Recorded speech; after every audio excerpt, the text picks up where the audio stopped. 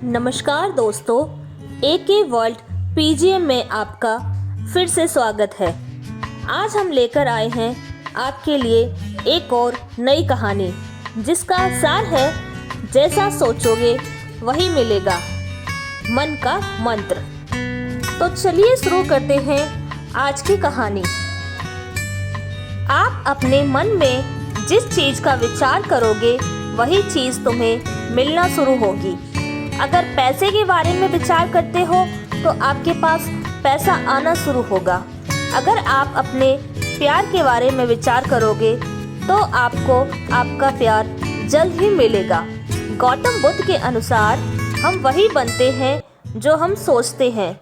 जिस तरह कोई व्यक्ति बुरी सोच के साथ बोलता या काम करता है तो उसे कष्ट ही मिलता है, वहीं यदि कोई व्यक्ति शुद्ध विचारों के साथ बोलता या काम करता है तो उसकी परछाई की तरह खुशी उसका साथ कभी नहीं छोड़ती है। वही गौतम बुद्ध की यह कहानी जो आज हम आपको बताने जा रहे हैं, इसे सुनने के बाद आप जीवन की सभी समस्याओं को चुटकियों में हल करने में सक्षम रहेंगे। दोस्तों, एक बार की बात है, महात्मा बुद्ध प्रवचन दे रहे थे। प्रवचन में आसपास के बहुत सारे लोग शामिल थे। सभी लोग ध्यान से बुद्ध को सुन रहे थे। कुछ देर में प्रवचन समाप्त हो गया। तब लोगों ने बुद्ध को प्रणाम किया और अपने घर को चल पड़े। पर एक युवक वहां पर ही बैठा रह गया। बुद्ध की नज़र उस युवक पर पड़ी तो वे पूछ बैठे कि क्या बात है, कोई जिज्ञासा है क्या? युवक बुद्ध के पास गया और प्रणाम करके बोला, प्रभु, बहुत उलझन में हूँ। जितना इस बारे में सोचता हूँ उतना ही उलझ जाता हूँ। कैसी उलझन है बताओ? बुद्ध ने प्रश्न किया। युवक हाथ जोड़कर बोला, प्रभु, यह संसार कितना विशाल है। संसार में लाखों करोड़ों लोग निवास करते हैं। उनमें भी एक से बढ़कर एक विद्वान, कलाकार, योद्धा। ऐसे में उन सब के बीच में जैसे एक सामान्य व्यक्ति प्राणी का क्या मूल्य है? युवक की बात सुनकर बुद्ध मुस्कुरा दिए। वे बोले, तुम्हारी जिज्ञासा का उत्तर मिल जाएगा, पर इसमें थोड़ा सा समय लगेगा। क्या तब तक मेरा एक छोटा सा काम कर सकते हो? प्रभु, यह तो मेरे लिए गर्व का विषय है कि मैं आपके काम आ सकूं। युवक ने पुनः अपने हाथ जोड़ दिए और कहा, आप आदेश करें।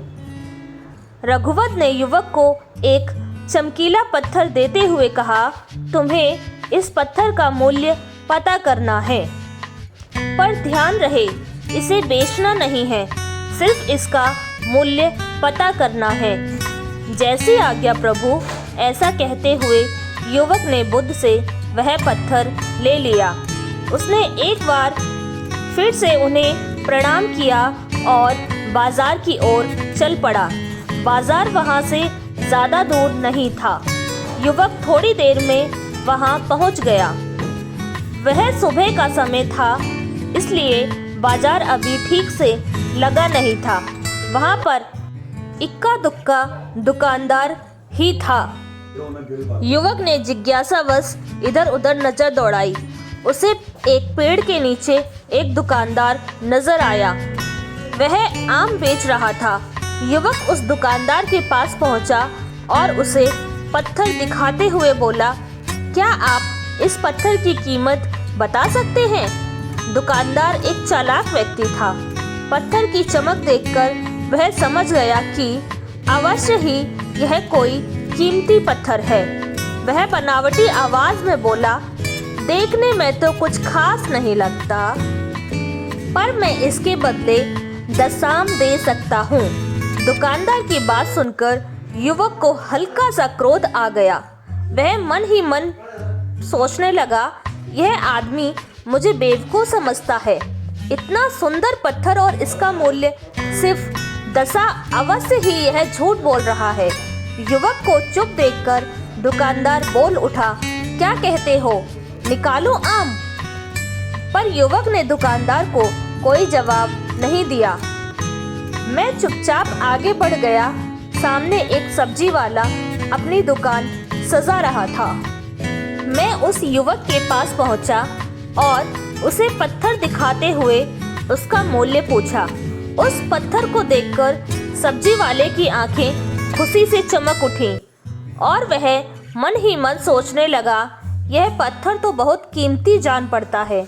अगर यह मुझे मिल जाए तो मज़ा ही आ जाए। क्या हुआ भाई, कहाँ खो गए? युवक ने दुकानदार की तरफ इशारा करते हुए बोला। थोड़ी देर में सब्जी वाला चौंकता हुआ बोला, कुछ नहीं, मैं तो बस मन ही मन इसकी कीमत की गणना कर रहा था।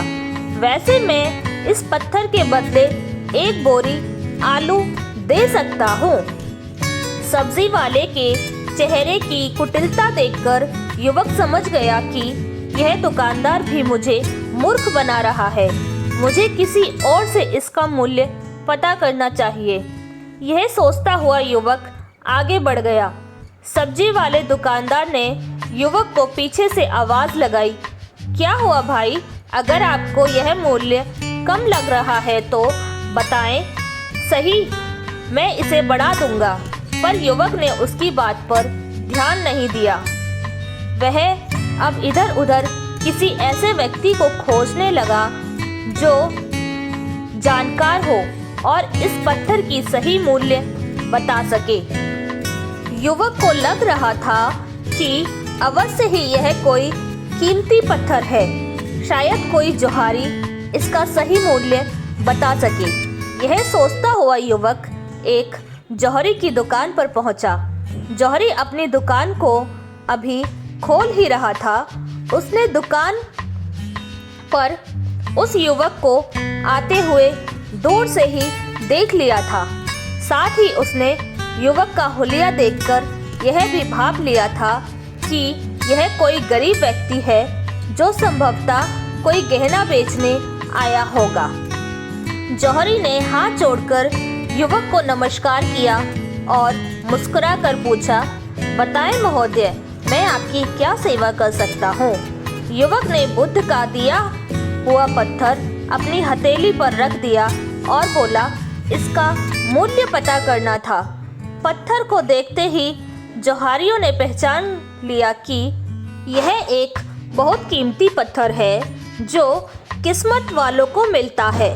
वह बोला, पत्थर मुझे दे दो और मुझसे 1 रुपया ले लो। यह कहते हुए जौहरी ने पत्थर लेने के लिए अपना दाहिना हाथ बढ़ाया, पर तब तक युवक ने पत्थर को अपनी मुट्ठी में बंद कर लिया था।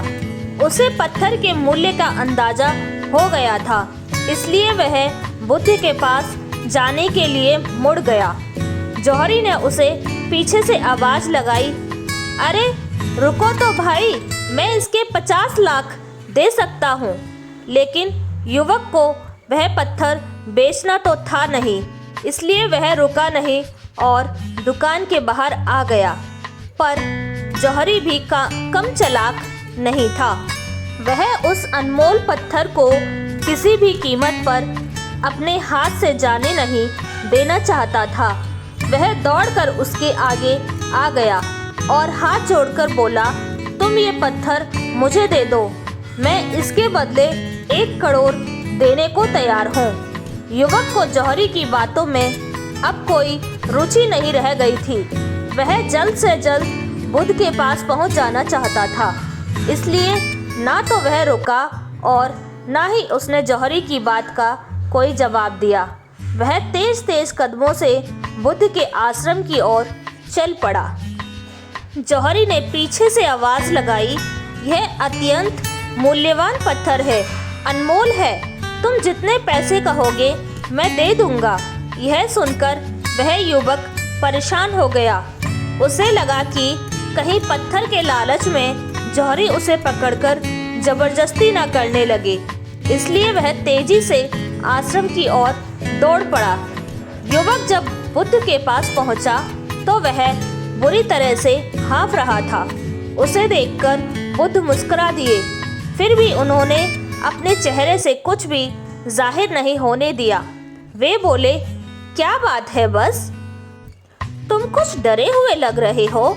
युवक ने बुद्ध को प्रणाम किया और सारी बात कह सुनाई। साथ ही उसने वह पत्थर भी उन्हें वापस कर दिया। बुद्ध बोले, आम वाले ने इसका मूल्यता आम बताया। आलू वाले ने एक बोरी आलू और जौहरी ने बताया कि यह अनमोल है। इस पत्थर के गुण जिसने जितने समझे उसने इसका मूल्य उसी हिसाब से लगाया। ऐसे ही यह जीवन है। प्रत्येक व्यक्ति खान से निकले हुए एक हीरे के समान है जिसे अभी तराशा नहीं गया है। जैसे जैसे समय की धार व्यक्ति को तराशती जाती है, व्यक्ति की कीमत बढ़ती जाती है। यह दुनिया व्यक्ति को जितना पहचान पाती है उसे उतनी ही महत्व देती है।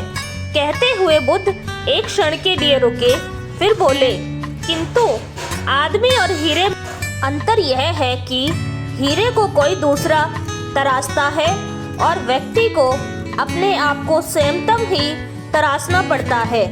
और जिस दिन तुम अपने आप को तलाश लोगे, तुम्हें भी तुम्हारा मूल्य बताने वाला कोई न कोई जौहरी मिल ही जाएगा। गौतम बुद्ध उस लड़की को यह सीख देना चाहते थे कि जो इंसान अपने मन में खुद के बारे में विचार करता है, वह व्यक्ति उसी के समान बनता जाता है। किसी इंसान को अगर दुनिया की किसी भी चीज़ से सच्चे मन से लगाव हो तो वो इंसान उस चीज़ को प्राप्त कर लेता है। वहीं जो इंसान अपनी मनचाही चीज़ को प्राप्त करने में असमर्थ था, उस इंसान ने अपने मन में सच्चे भाव से उस चीज़ को चाहा नहीं होता। वहीं दोस्तों, गौतम बुद्ध की इस प्रेरणादायक कहानी को आप अपने मित्रों के साथ शेयर ज़रूर कीजिए ताकि उन्हें भी गौतम बुद्ध के असल ज्ञान के बारे में पता चल सके। नमो बुद्धाय। तो दोस्तों, यह कहानी यहीं पर समाप्त होती है और ऐसी ही अन्य कहानियाँ सुनने के लिए इस चैनल को सब्सक्राइब कीजिए और इस कहानी को ज़्यादा से ज़्यादा शेयर करें, लाइक करें और इस चैनल को अपना सपोर्ट दिखाएं।